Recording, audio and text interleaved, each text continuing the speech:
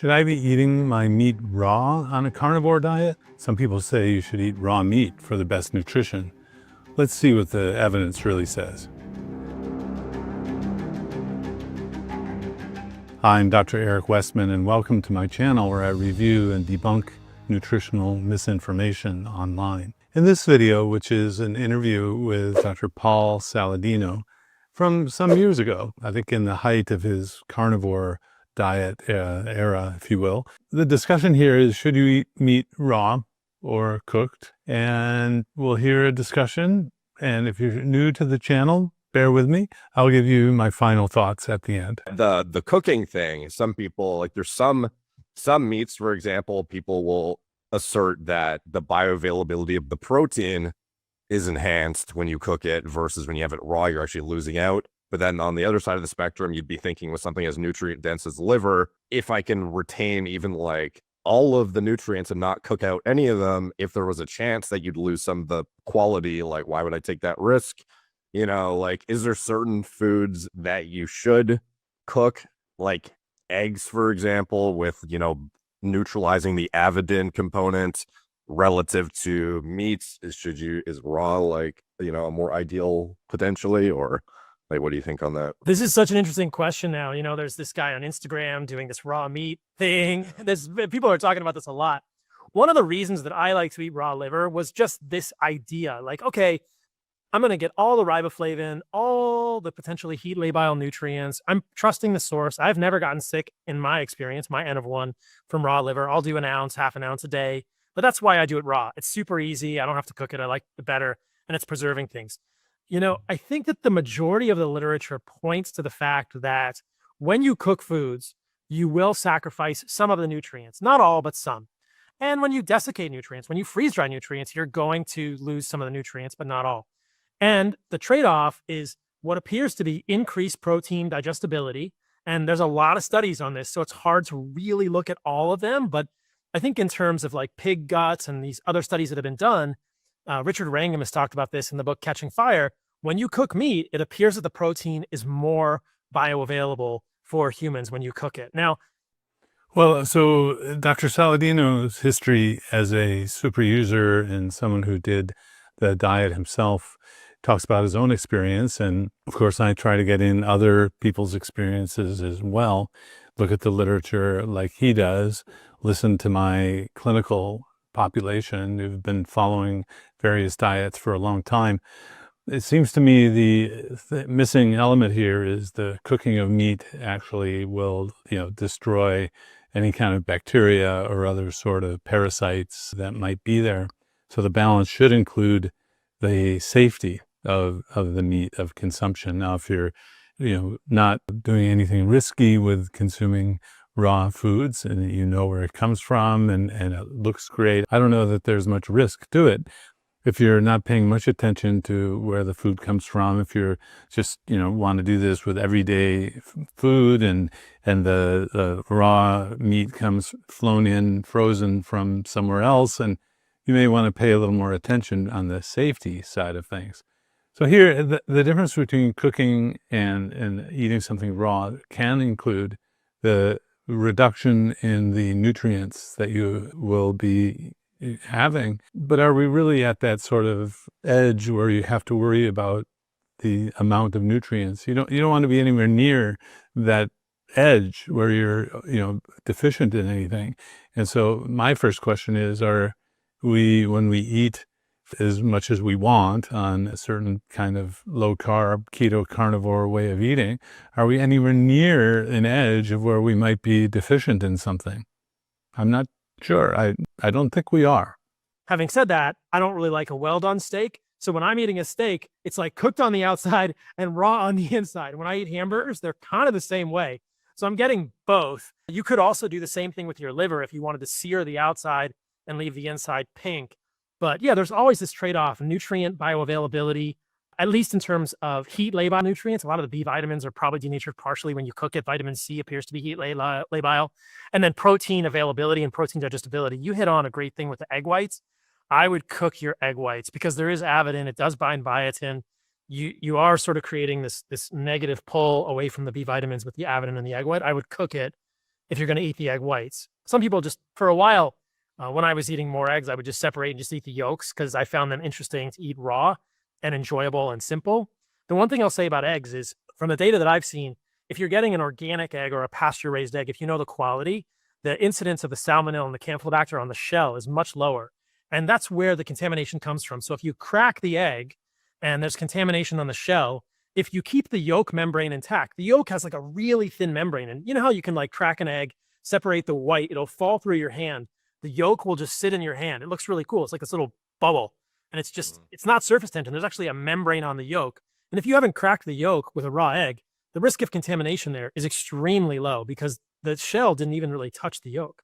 So that's one thing to consider. But I would cook your whites if you want to eat them. Does that answer some of your questions? Yeah. Like I've seen, when you actually look at it from like a molecular mass level, it seems like the amount of biotin from the yolk itself relative to the avidin content of the egg white surrounding it, you could otherwise just be like netting out like zero, where it's like you're not, I don't know, where it's like you could be at a net positive, but at the same time, like it seems like the more reasonable approach is just to ensure you've neutralized the avidin component by cooking it adequately. Yeah, at least for the white. Yeah, so to unpack that just a little bit, there are some foods that we eat that are kind of anti-nutrients even, where they block the absorption of other nutrients. These generally are carbohydrates that are consumed that then block the absorption of other things. But avidin is a component of egg whites, and it can block the biotin absorption, but how much you have matters. So I'm afraid what we've come through is an era, even nutritionists have focused on the minutia of the micronutrients, of where they're going to come from, and lost sight of the macronutrients, meaning focusing on proteins and fats, mainly, not the carbohydrates. So that the concerns that have come up so far to me are kind of micro concerns even about the micronutrients. And then you have to go through and look how heat labile is biotin in the yolk, how much of the, how much of the biotin in the yolk are you going to denature when you cook it. So, and I think a lot of people could also benefit from more biotin, which is one of the kind of overarching ideas.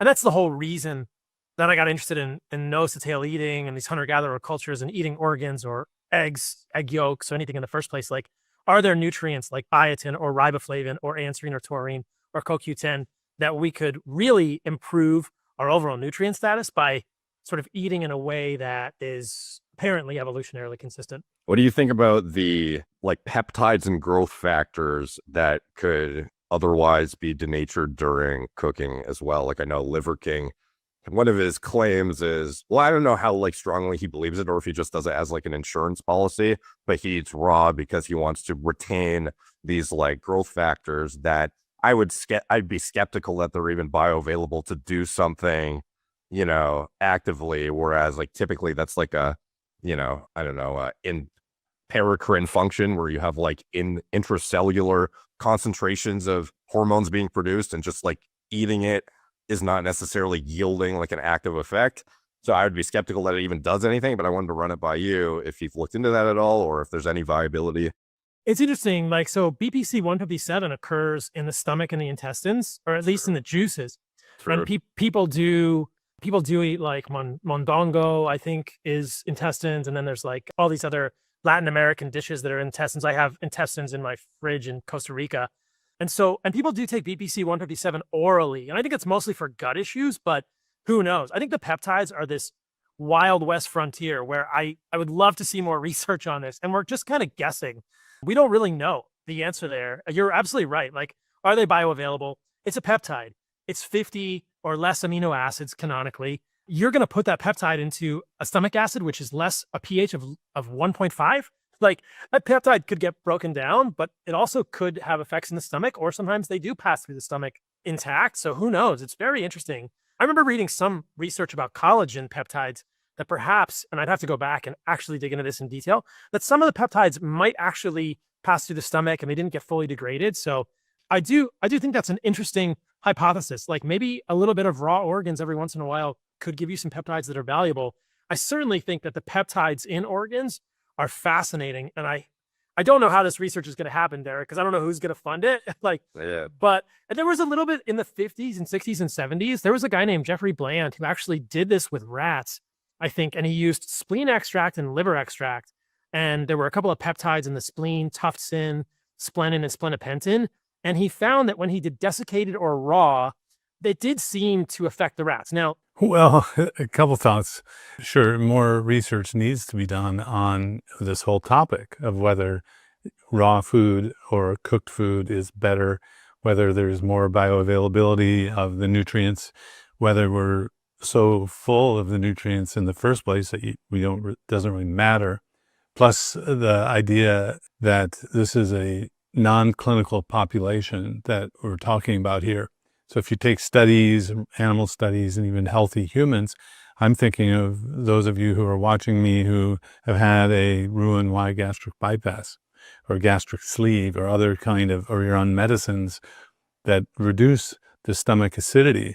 So like the omeprazole, the proton pump inhibitors. So in a clinical population, I think that makes the idea of eating raw foods a little riskier because you don't have the stomach acidity or the internal anatomy to actually take care of the introduction of these things like it would be happening if you hadn't had some sort of surgical or medical change internally.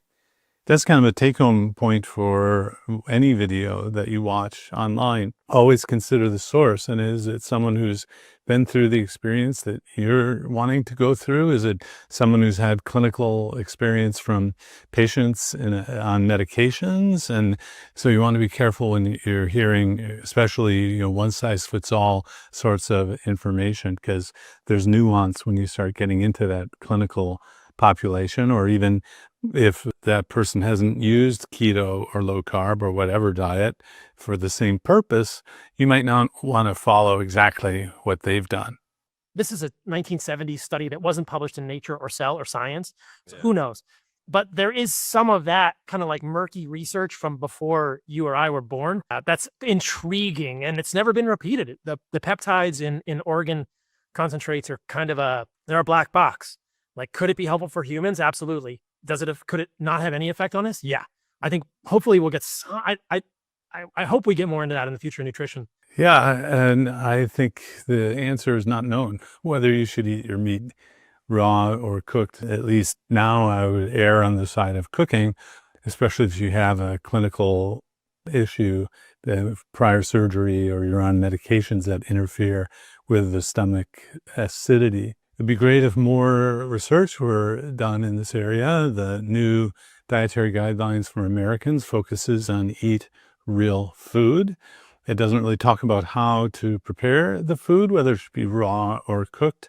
It does focus or introduce the idea that you could have oils and butter back in the food when you do the cooking. Maybe there will be people who want to study how the guideline can be implemented and what nuance there should be in eating real food.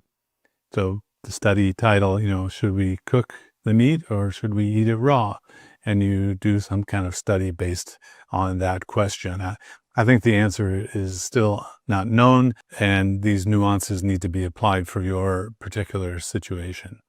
If you like this video, please like, subscribe, and look out for new content on Wednesdays and Fridays. If you enjoyed this video, consider joining our YouTube membership for early access and exclusive live Q&As with me. Just click the join button below or support us with a PayPal in the description.